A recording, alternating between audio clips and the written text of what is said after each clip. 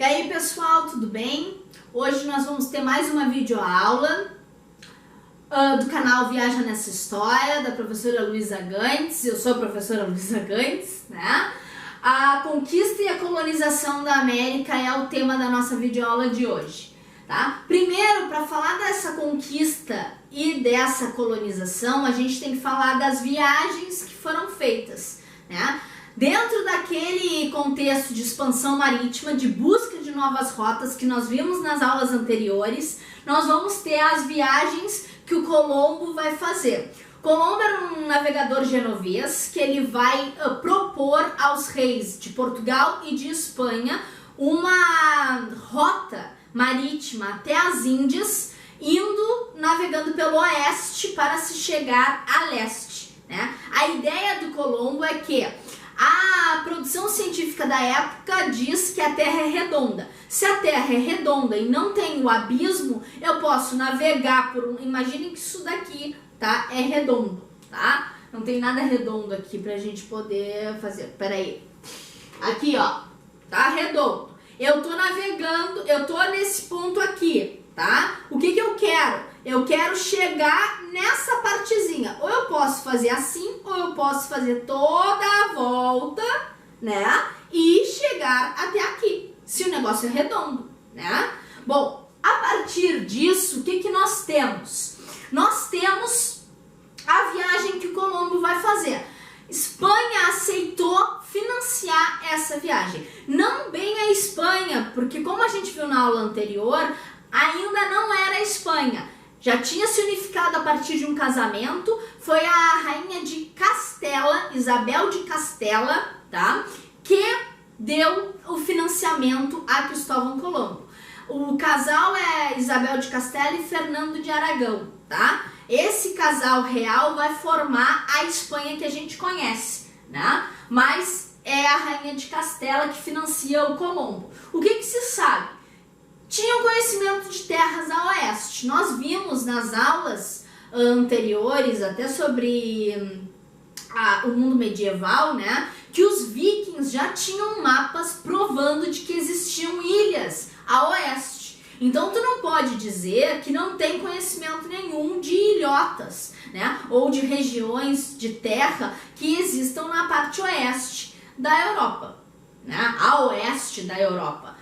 O que que a gente sabe? Que não se tinha certeza da localização delas, mas que existiam, os navegadores sabiam que existiam. Então, o conhecimento dessas terras a oeste, pouca noção de distância, né? Para saber quanto tempo ia demorar essa viagem de fazer a volta e chegar até as Índias, né? A viagem até as Américas durou 2 meses.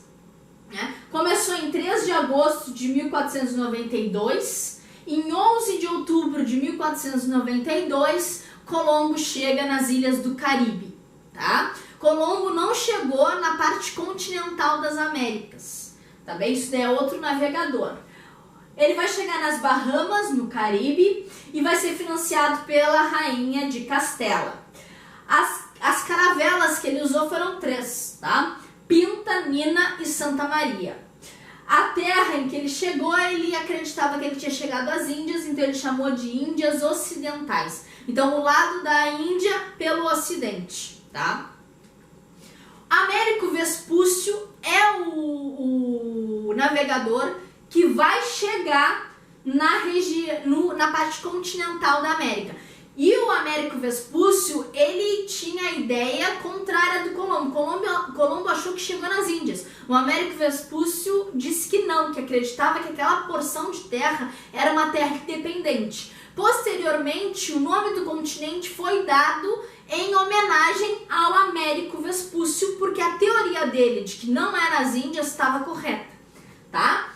Ele era um navegador e cartógrafo florentino, de Florença, que fica na Itália. Vocês podem ver que a Itália é que estava do berço dos navegadores, mas lembrem também que a Itália foi o berço do renascimento científico e artístico. Então o renascimento científico é que está com esses expoentes de pensadores de que a Terra é redonda, de que tu tens que ver os mapas, uma volta a parte de conhecimento racional, de cartografia, não de explicação religiosa do mundo, tá? Por isso que esses navegadores são normalmente de origem italiana.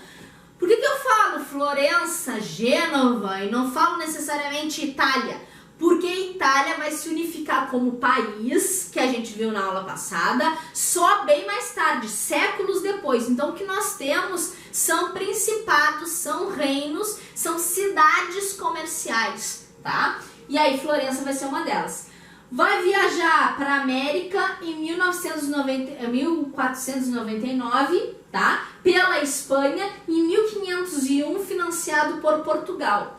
Ele acreditava que as terras eram um novo mundo e não a partir da Índia chegando pelo oeste, né?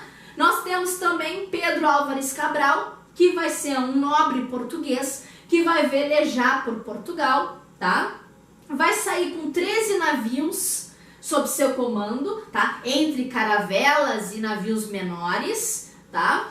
O destino do Pedro Álvares Cabral era as Índias, ele queria fazer a volta na África e chegar até as Índias, que era a proposta portuguesa.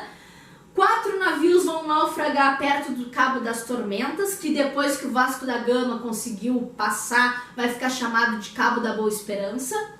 A calmaria vai mudar, calmaria é uma situação de não ter vento, as caravelas tinham essas velas grandes, que usavam o vento para navegar, né? Então a calmaria vai mudar a rota da viagem, porque vai deixar o navio à deriva, né? Vai chegar à costa atual do Brasil em 1500, na região da Bahia e perto da Páscoa. Vai ser em 22 de abril e aí vai ter um morro que vai ser avistado, que é o Monte Pascoal, que vai ficar chamado de Monte Pascoal por causa disso. A viagem vai durar 44 dias, ok? Bom, passando então, por que os portugueses foram os pioneiros na navegação? Aí vocês vão dizer assim, ué, mas como que eles foram os pioneiros se eles vão navegar em 1500 ali e a Espanha estava navegando em 1492? Porque em 1415 os portugueses vão dominar Ceuta. Ceuta é uma região no norte da África, o norte da África fica aqui e Portugal fica aqui. Então essa travessia aqui, feita pelo canalzinho, vai ser domínio português. Os portugueses vão navegar a sua costa e aí dominar Ceuta e depois navegar a costa da África, tá? Então eles começaram muito antes da Espanha. Por quê? Porque eles foram o primeiro país a se consolidar enquanto país. Então eles são o primeiro Estado-nação formado. Quando eles estão bem formados, ou seja, eles não têm disputa interna, e eles venceram um inimigo externo que eram os muçulmanos, eles vão se projetar para as rotas comerciais, para que esse rei, que está ali fortalecido agora, se fortaleça cada vez mais, né? 1415, domínio de Ceuta. 1488, Bartolomeu Dias consegue chegar ao Cabo das Tormentas. Então, em 15 eles tomam o topo da África, em 88 eles já estão lá no finalzinho da África, quase fazendo a volta, tá? Os motivos do pioneirismo português, então: a formação do Estado Nacional a partir da expulsão dos mouros. Ué, mas tu não falou todo o tempo que eram os muçulmanos? Gente, muçulmanos do norte da África que dominaram a Península Ibérica são chamados de mouros, tá? A Revolução de Avis, que vai ser uma revolução que vai colocar uma dinastia no poder, tá? A posição geográfica dos portos, então Portugal está todinha voltada para o Atlântico, né? Ela fica numa partezinha da península que é voltada para o Atlântico. Uma burguesia mercantil, ou seja, uma burguesia baseada no mercado desse comércio marítimo, né? E a escola de Sagres. Ninguém sabe muito bem se essa escola de Sagres realmente existiu. A escola de Sagres seria uma escola de navegação, né? Ela é muito famosa, sempre falada de que vários estudaram na escola de Sagres, mas não tem um registro histórico muito bem formado. Então o que a gente sabe? A gente sabe que existiu um rei português, né, que financiava o estudo e que aí isso daí que vai ser chamado estudo de cartografia, de navegação, e aí isso vai ser chamado da Escola de Sagres, tá? Bom, a divisão do Novo Mundo, então, entre Portugal e Espanha. O que vai acontecer? Portugal e Espanha são reinos cristãos, extremamente católicos, tá? E aí, quando a Espanha chega aqui nas ilhas do Caribe e algum tempo depois Portugal chega na costa brasileira, tem que lembrar que a Espanha vai chegar nas ilhas do Caribe e Portugal tá fazendo... Ceuta é aqui, ó. Portugal é esse amarelinho, Ceuta é essa pontinha da África. Mas aí a Portugal tá tentando fazer essa voltinha aqui, ó. A voltinha aqui é o Cabo das Tormentas, que depois vai ficar chamado de Cabo da Boa Esperança, tá? Mas o Bartolomeu Dias chega no Cabo das Tormentas em 1488. Portugal toma Ceuta aqui em 1415. Então, como Portugal está voltada para a África e a Espanha está fazendo a sua exploração aqui nessa região, o que o Papa faz? O Papa faz uma bula que depois vai ser transformada em tratado, que é o Tratado de Tordesilhas, onde ele escolhe uma ilha, tá? Que vai ser uma ilha nessa região aqui, que tá da linhazinha, tá? E essa ilha aqui vai ser um ponto de referência. Tudo a leste que não foi dominado por europeus, ou seja, tudo desconhecido a leste vai ser propriedade de Portugal. Tudo desconhecido a oeste vai ser propriedade da Espanha. Então tu dividiu as terras. Olha aqui, a Espanha chega nessas ilhas e ela tem toda a terra, inclusive da Antártida, para ela. É domínio espanhol. Mesmo que outro país chegue aqui, tudo é domínio espanhol, porque o Papa disse, né? Então o Tratado de Tordesilhas ele vai ser feito em 1494. Podem ver que o Portugal nem tinha chegado na costa brasileira, que é 1500, né? Mas tudo aqui, ó, seria de Portugal. Até a parte da Austrália, que a Austrália não tinha sido descoberta, né? Lembrando que descoberta é sempre pela ideia europeia, né? Óbvio que tendo pessoas nos lugares, tu tens invasão, né? Mas como é desconhecida essas terras, a gente até pode usar descoberta. Sempre com a questão de, pelo lado europeu, tu tá falando de uma terra nova. Pelo lado da população autóctone, né? Da população do local, tu estás falando de uma invasão, né? Não deixa de ser uma invasão pelo lado europeu também, porque quando tu chega e tem gente, tu invade, domina, estupra, mata, saqueia, né? Bom, o que a gente está falando aqui? A gente está falando que o europeu, vocês lembram daquele mapinha que a gente viu lá na aula de mundo medieval? O europeu só conhecia o leste da Europa, tá? A parte do Oriente Médio, o nortezinho da África e a parte da China e Mongólia.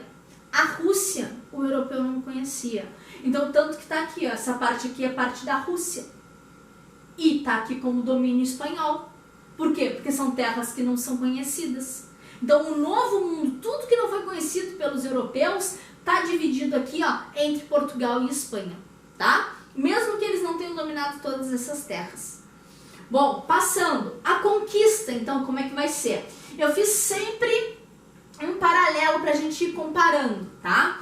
A Espanha vai conquistar, vai chegar na região do Caribe e do México. Vai ter a América do Norte, América Central e América do Sul para ela. Lembra do mapinha? A colonização vai ser centralizada. A Espanha, ela encontrou... aqui, ó, ela conquistou astecas e incas, então ela encontrou populações que estavam organizadas já em reinos. Então, ela vai fazer o quê? Ela vai dominar esses reinos, invadir, conquistar e dominar esses reinos, e aí ela vai minerar a partir dessa população escravizada. Por quê? Porque esses reinos já têm conhecimento de ouro, então a conquista ela vai ser organizada, o Império espanhol que vai organizar isso, né? Vai dividir o território em vice-reinos. Os portos vão ser controlados, somente alguns portos vão poder comercializar como a metrópole, que é a Espanha, né? E vão encontrar os astecas, vão conquistar, né? Dominar, invadir os astecas, principalmente porque os astecas tinham uma lenda de que o deus Quetzalcoatl, gente, falei uma vez só, tá? Olha aqui, o nome dele é sopa de letrinhas, não dá pra falar, tá? Mas esse deus aqui vai ser confundido com os espanhóis. Como assim? Tinha uma lenda de que o deus voltaria, tá? E queria punir os que não foram bons, né?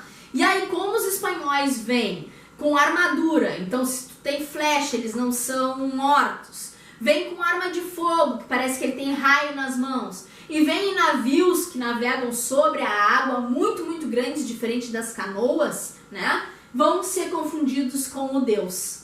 Se acredita que tenha certo contato, para ter essa lenda do Quetzalcoatl, que realmente tenham tido contatos entre indígenas e europeus, seja os vikings, ou então até mesmo asiáticos, seja as expedições que os chineses e os japoneses faziam pelo mar, né? Algum contato teve para que a população tenha uma lenda de alguém que voltaria pelo mar, né? Ou que foi embora pelo mar.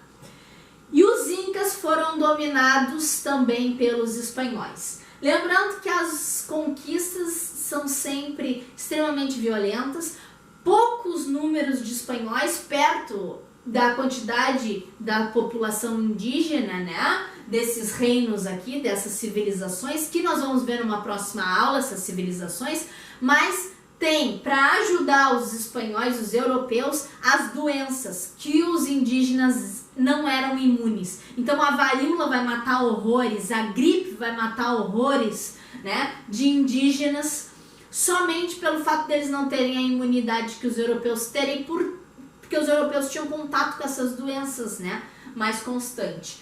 Portugal, então, vai chegar no Brasil, a colonização vai ser terceirizada, ou seja, não vai ser organizada pela coroa portuguesa, vai ser organizada pelos nobres, pelos fidalgos, pela parte nobre do Império Português, né? Os donatários, então o nome que vai ser dado a esses nobres é donatários, vão receber capitanias, que são as capitanias hereditárias. Não vão encontrar ouro no primeiro momento, enquanto a Espanha encontra ouro, e vão conquistar os povos indígenas da nossa região, que são considerados nessa época, e até por alguns preconceitos da nossa época, como povos atrasados. Por quê?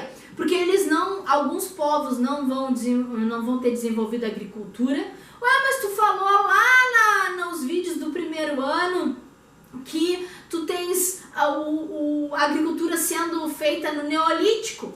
É isso que eu tô dizendo. Quando a gente faz aquela linha do tempo histórica, tem momentos que ela é extremamente falha, porque tu tens povos que não têm escrita, povos que não têm agricultura, povos que ainda são nômades, né? E eles não têm que ser vistos como povos atrasados, porque eles estão em uma relação com o meio ambiente, ou seja, no meio onde eles vivem, muito, muito boa para eles. Eles estão vivendo até hoje, né? Então eles estão adaptados ao meio, eles estão vivendo numa comunidade tranquilamente. Então, dizer que povos são atrasados ou que povos são mais evoluídos ou mais complexos é preconceito histórico, tá? São povos com diferentes relações sociais, tá? Existem relações sociais de exploração, que vão ser as nossas, onde tu tens camadas sociais, onde tu tens reis, onde tu tens uma parte da população que é obrigada a trabalhar, e tu tens relações que não vão ser baseadas nessa exploração, que vai ser dos povos indígenas na região brasileira. Brasil vai ter povos indígenas que são nômades e outros que vão ser já fixos. Uns que conhecem agricultura e outros que ainda não conhecem agricultura. Uns que fazem cerâmica, outros que não fazem cerâmica, tá? Mas em geral vão viver em aldeias, mesmo que as aldeias mudem de lugar, né? e vão ter armas feitas como arco e flecha, lança, né? Não vão ter arma de fogo. Bom, passando, como é que vai ser a colonização? A Espanha e Portugal vão ter essas colônias nas Américas como colônia de exploração. O que é colônia de exploração? É uma colônia onde eu vou, exploro a matéria-prima e a mão de obra, e depois que eu consigo dinheiro, eu volto para minha região para ser rico na Europa. Isso é uma colônia de exploração. Qual é o outro tipo de colônia que tem? Colônia de povoamento, que é quando eu saio da minha região e vou para uma colônia para viver lá. Né? Ah, mas as pessoas não vinham morar aqui? Vinham morar aqui, mas sempre com a ideia de enriquecer aqui e voltar para a Europa. Colônia de povoamento não. Colônia de povoamento quer trazer a sua vida para cá, quer ter futuro nessa nova terra, quer manter as gerações e gerações nessa nova terra, tá? Então, Espanha e Portugal, colônia de exploração.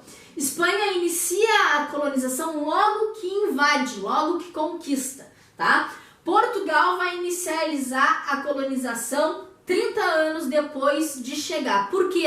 Porque como eles estão tentando fazer a volta na África para chegar até as Índias, quando tu tens em 1500 a chegada dos portugueses aqui, a invasão portuguesa aqui, tu tens também em 1504, se eu não me engano, o Vasco da Gama conseguindo fazer a volta na África. E aí Portugal se volta ao comércio com as Índias, fazendo comércio de especiarias. E como aqui não tem ouro, como as sociedades aqui são vistas como atrasadas, a Portugal só vai ficar fazendo o escambo, que aí eu coloquei aqui, ó, que é o extrativismo de pau-brasil. O que é o escambo?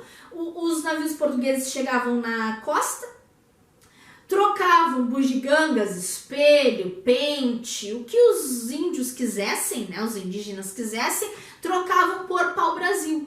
E aí levavam o pau-brasil, que a seiva do pau-brasil gera um pigmento vermelho, e aí é tingido os tecidos de vermelho, e os indígenas aqui tinham esse contato por 30 anos com os portugueses. Então os indígenas não acharam que os portugueses eram tão horríveis, porque na realidade está fazendo troca com eles, né?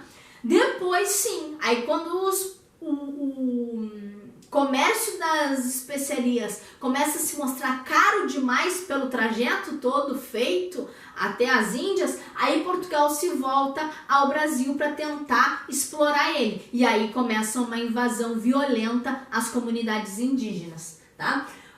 A Espanha vai fazer mineração, Portugal nos primeiros 30 anos vai fazer extrativismo de pau-brasil, vai ser depois uma monocultura, então um latifúndio com uma produção única, voltada para o mercado externo, tá?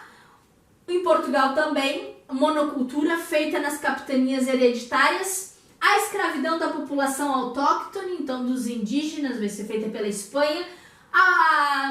Portugal vai utilizar, como Portugal fez toda aquela volta na África, ela vai ter colônias na África, então ela vai fazer um mercado aí de escravos, e aí as populações africanas vão ser escravizadas, os indígenas aqui vão ser utilizados um tempo para a escravidão, depois não vão ser mais utilizados.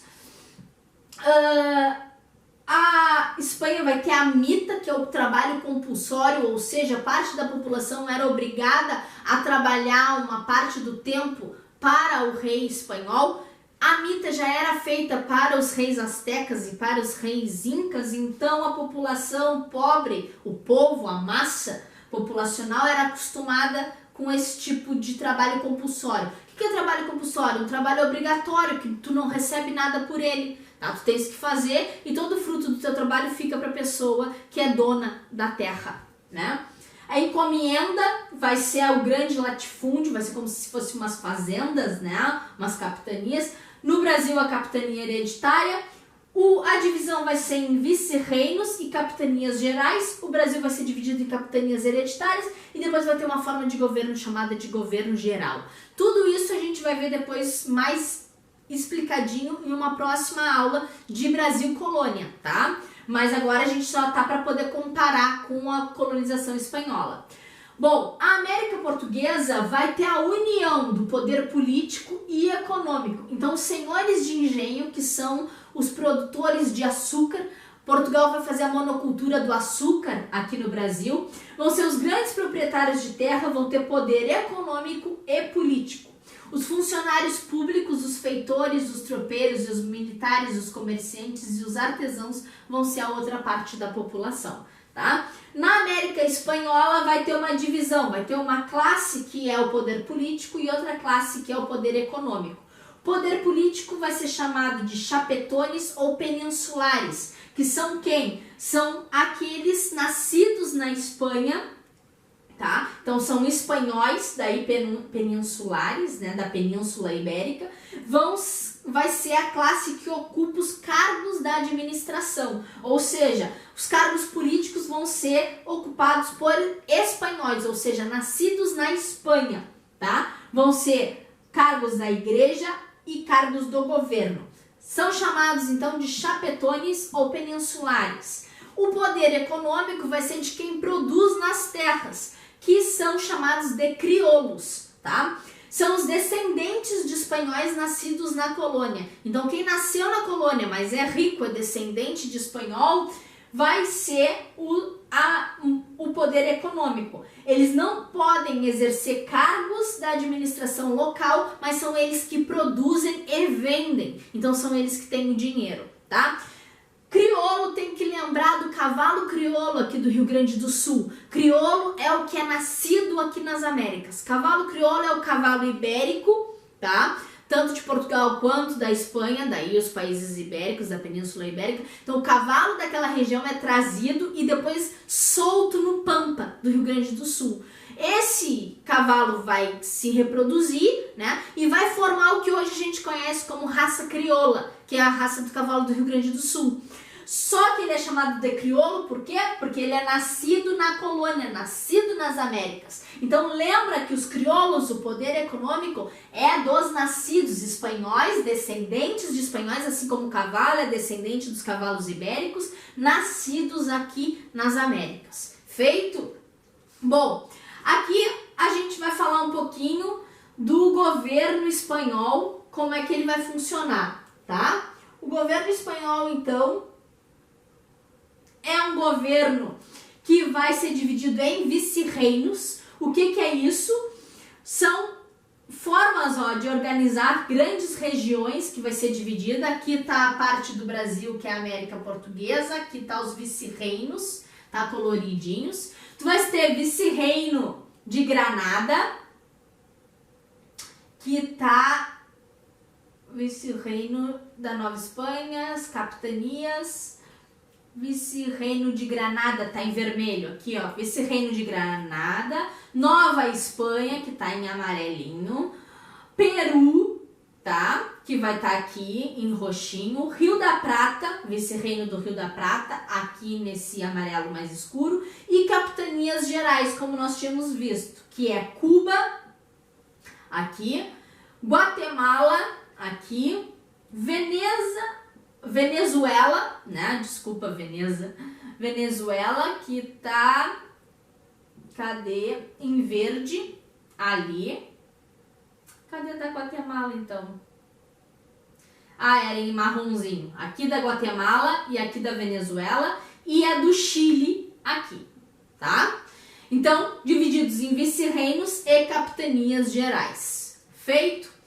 O governo português é dividido em capitanias hereditárias. 14 capitanias hereditárias, tá? Se tu contar aqui, ó, tu tens 1, 2, 3, 4, 5, 6, 7, 8, 9, 10, 11, 12, 13, 14, tá?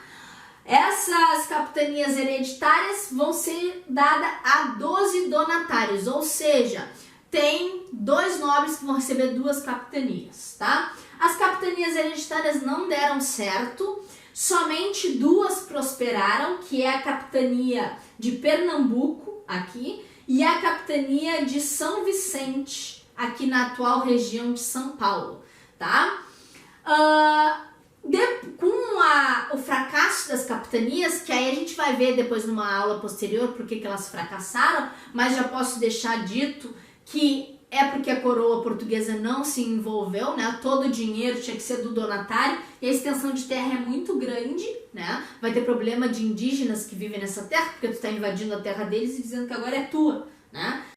No governo geral, então, nós temos o governador geral, que tem sob seu comando o ouvidor-mor, o provedor-mor e o capitão-mor. Ouvidor-mor da justiça, provedor-mor das finanças, lembrem de prover. Capitão-mor, lembrem de capitão da guarda, né? A segurança. Então, sob o domínio deles, tu vais ter as capitanias hereditárias e as capitanias reais.